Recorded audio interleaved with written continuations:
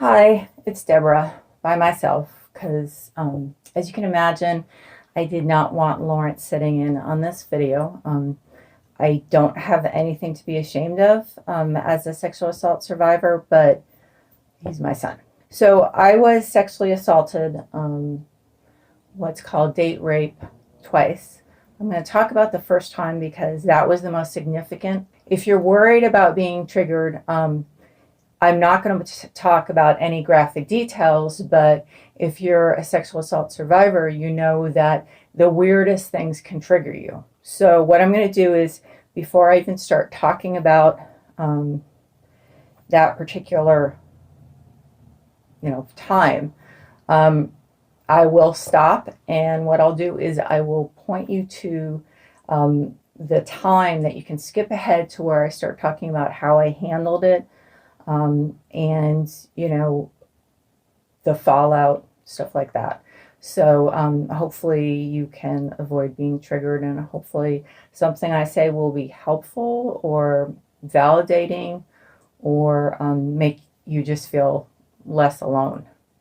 When I was in college, I was working with someone that I'll call Robert, and we worked together and were friends for a couple of years. So we worked together for a little while and were friends for a couple of years. It just so happens that either I was dating someone or he was dating someone. So while I think we both knew that there was something there, it never really came up until, but neither one of us were dating someone. I had just broken up with someone 2 or 3 months before, and he had just broken up with someone, I think 6 weeks or so before, or maybe less. So he asked me out. When he asked me out, I think, at least to me, and I thought, and probably to him, but he felt the same way, that this was actually going to be probably a relationship because we knew each other so well. It wasn't like we could just have a casual date. I don't tend to fool myself about those things, so I think I probably at least had a reasonable expectation that this was going to be the beginning of a relationship. This is the point. Now that you know the background of the relationship, this is the point at which you want to go skip ahead to here if you want to skip any description of what happened. We went out on a date. If I remember, he had me get really dressed up because he took me to a really nice restaurant. We went both back to my apartment, and we made out a little, and that was about it. And then we both fell asleep on my bed. So the next morning I woke up, and he was on top of me, and he was, initiating. Let's just say it was almost too late when I woke up, and I started protesting and saying no very clearly, and it was obviously did not have any impact. You have to understand, this was in 1984. This was long before consent, or no means no, or any of that stuff. Not that that's an excuse, because this guy had a fairly high emotional intelligence. There really was no excuse for him not understanding the cues. So I can't tell you exactly what happened because I blocked it out completely, almost completely, about 98%. When I thought back, I would think about that night and realize that something bad had happened, but my mind would literally immediately jump away from that. I mean, I knew there was something bad that had happened. A couple of times I wondered why. I mean, I literally wondered why he and I had not gone on a second date. I was moving into a fraternity house for the summer. This was the day before cell phones. He didn't know my address. The fraternity house number was my phone number, the only phone number I had that summer. So he did not know how to reach me. And I did not reach out to him. In the years following, I never really dwelt on the situation long enough to wonder why I hadn't reached out to him. I know that sounds kind of stupid, but I really had literally blocked it out. And the other thing is that I actually, at the fraternity house, was the guy I had broken up with 2 or 3 months before. I guess it was probably 3 months before.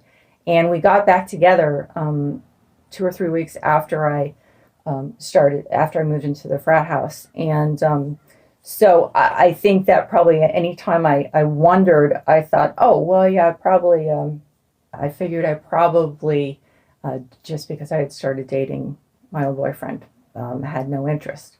But I know he could not have reached me because I would not have given him the number. Again, this stuff is kind of fuzzy. I don't remember anything that happened afterward, that morning, nothing. And my memory is actually pretty good for things that happened in the past. Because what happens is you think about, you remember stuff over and over and it gets kind of imprinted in your memory. This didn't get imprinted in my memory, or there was like some kind of wall around it.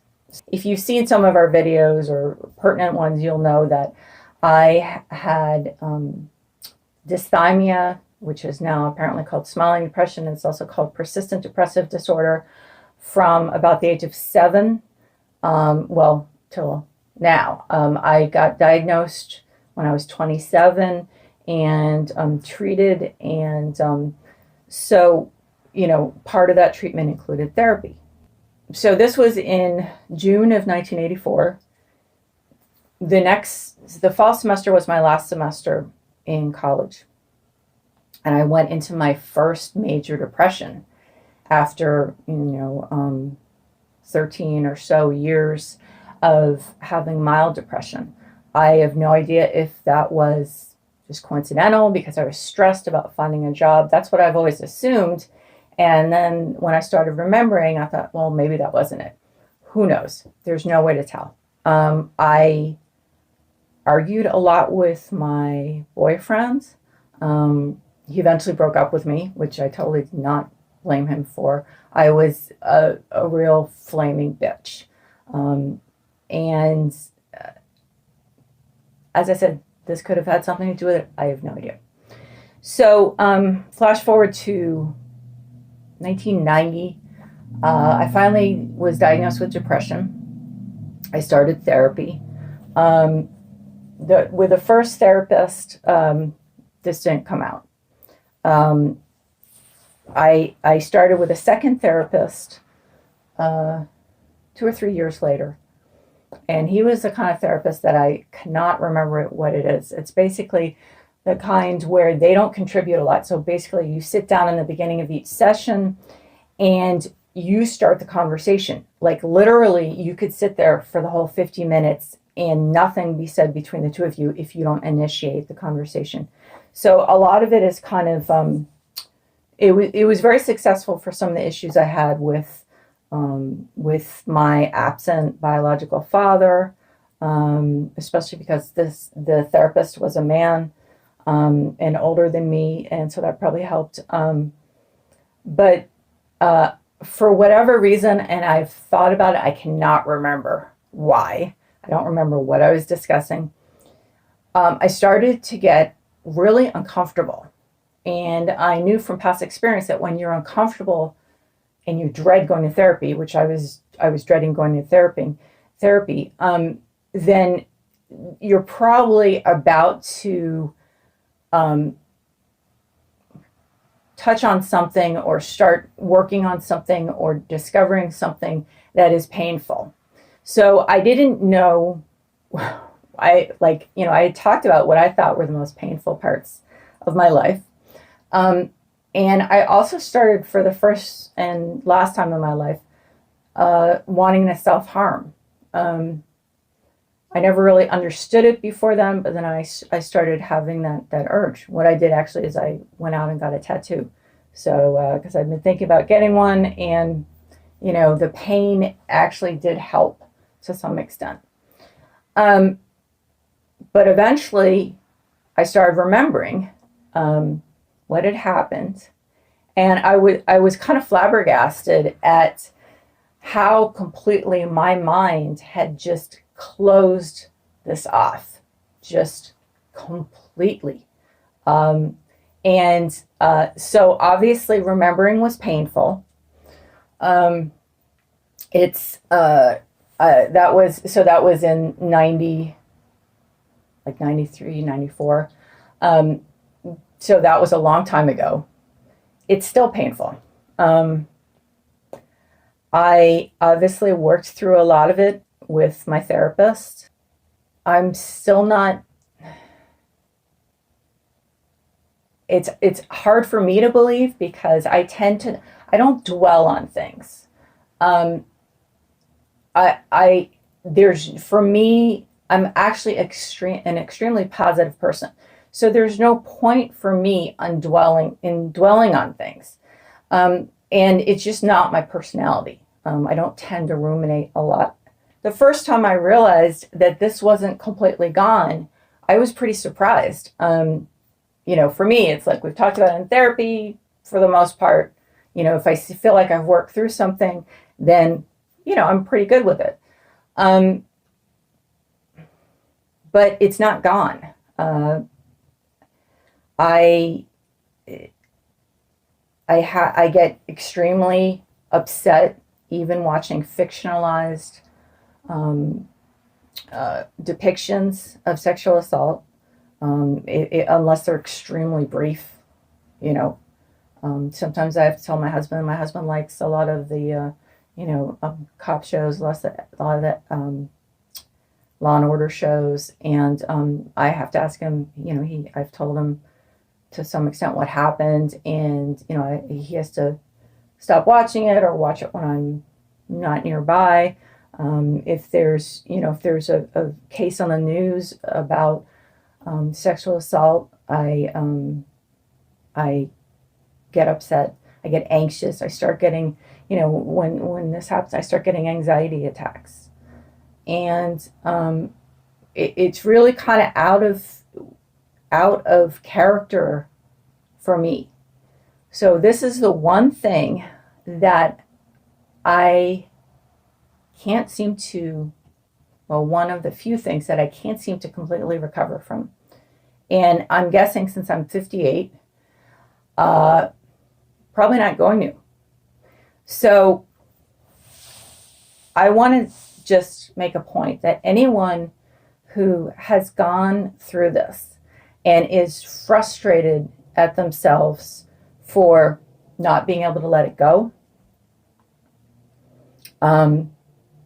you're not alone, and you're not a drama queen, and you're not a self-absorbed person. This is something that is different. This is something that is, I guess, because it's trauma.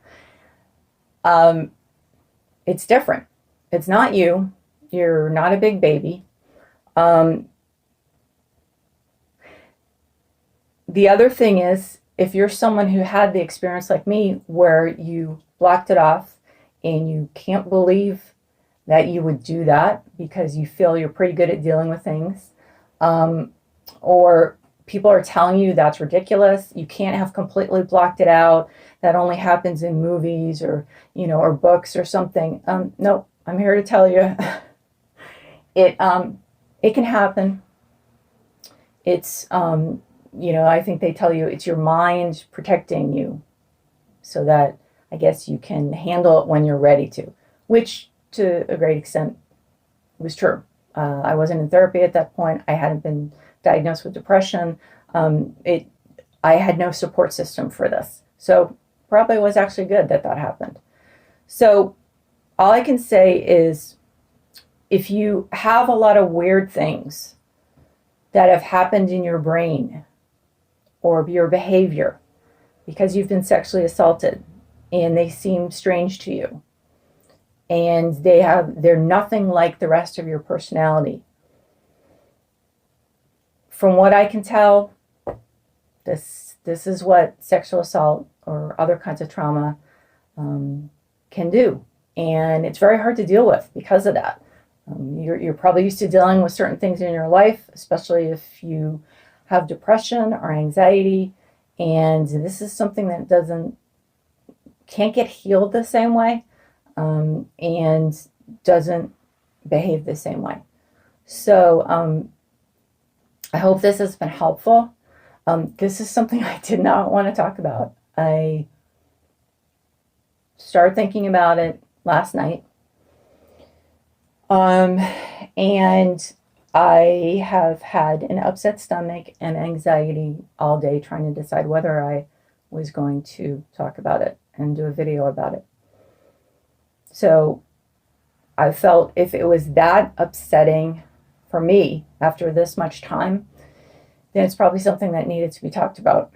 You know, if you're a sexual assault survivor and if you can do it, if you feel like you're in a good place and you feel like you can give other people suggestions about how to deal with it, then it would be great if you could leave a comment.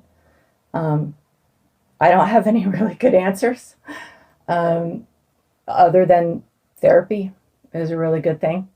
But I'm sure other people probably have come up with better things than I don't really know what to tell you. So anyway, take care.